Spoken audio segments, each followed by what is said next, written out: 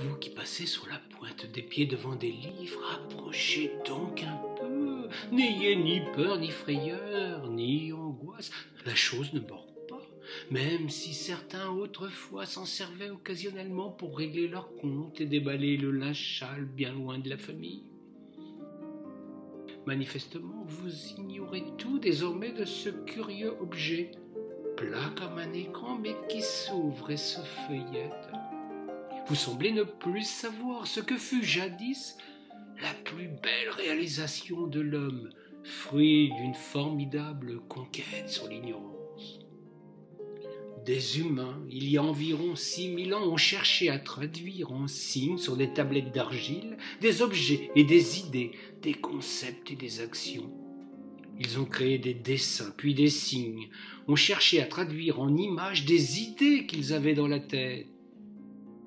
Puis, pour simplifier la compréhension, ils ont donné une représentation graphique à des sons, ont traduit par quelques modestes signes des discours tout entiers. Tout le savoir et tous les rêves, tous les désirs et tous les espoirs trouvèrent place sur des tablettes d'argile, des papyrus ou des rouleaux. L'écriture allait porter le savoir loin de son lieu de création. Le partage était la règle. Les poètes se sont emparés de cette merveille pour créer des épopées, engendrer des monstres, dépasser nos pauvres limites de mortels. Le monde était alors à portée de calame puis de plumes. Le livre était né. Il fut longtemps un privilège, un mystère pour le plus grand nombre.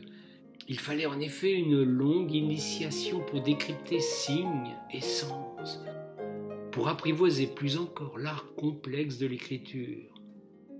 Les humains pourtant ne renoncèrent jamais à étendre cette connaissance.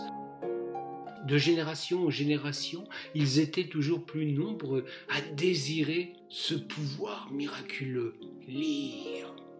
Le livre fut longtemps un objet rare et précieux. Des copistes, des moines le plus souvent reproduisaient interminablement les plus grands textes. Il fallait de la sueur et du temps, de l'application et de l'amour pour rassembler toutes ces feuilles qui devenaient un nouvel exemplaire, un livre de plus, un pas de plus vers la connaissance. Puis, c'était avant-hier de petites lettres mobiles vinrent donner un nouvel essor à ce miracle. L'imprimerie allait multiplier ce qui n'était encore qu'exception. Le livre pouvait s'inviter partout, s'offrir à la curiosité du plus grand nombre. Plus le temps passait, plus il prenait place dans chaque maison, offrant des trésors d'invention et de plaisir à ceux qui lui accordaient un peu d'attention. Vous ne pouvez vous souvenir de ce temps doré, de cette période qu'on désigna alors sous le curieux vocable des Lumières. Car les ténèbres allaient progressivement s'abattre sur notre monde. L'écran bouta le livre de son piédestal. Il avait la prétention de le remplacer, de l'anéantir, de l'abolir. Il était si gourmand qu'il se prit l'idée d'avaler tous les ouvrages possibles, les numériser, un à un, sans exception, pour leur ôter à jamais leur redoutable pouvoir de nuisance.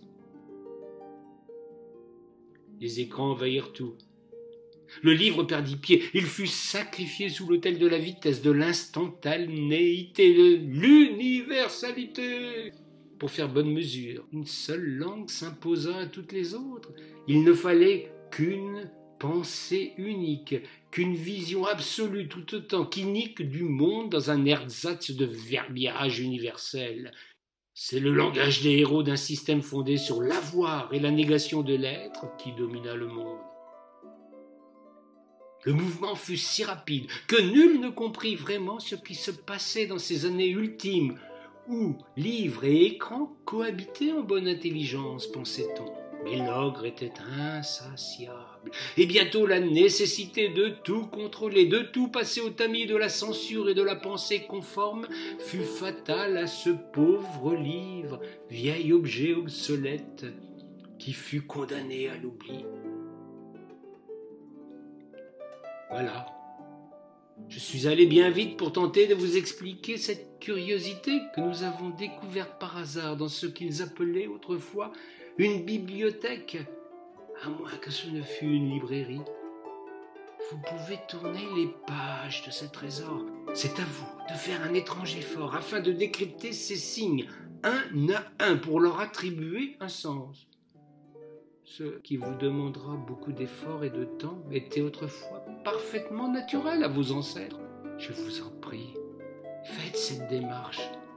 Dans des temps reculés, elle était porteuse de liberté et d'émancipation, de révolte et de fascination.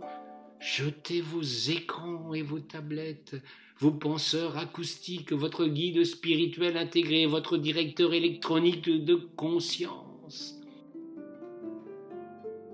Abandonnez cette maudite novlangue si rudimentaire qu'elle interdit toute réflexion et tout débat.